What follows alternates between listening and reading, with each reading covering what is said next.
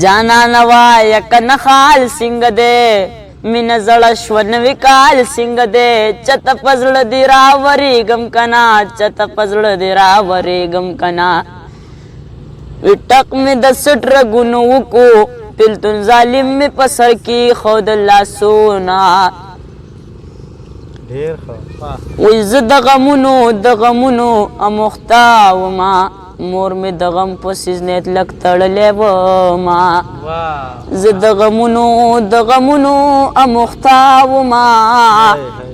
خو ما د خپل جانا نسنیت معلومونا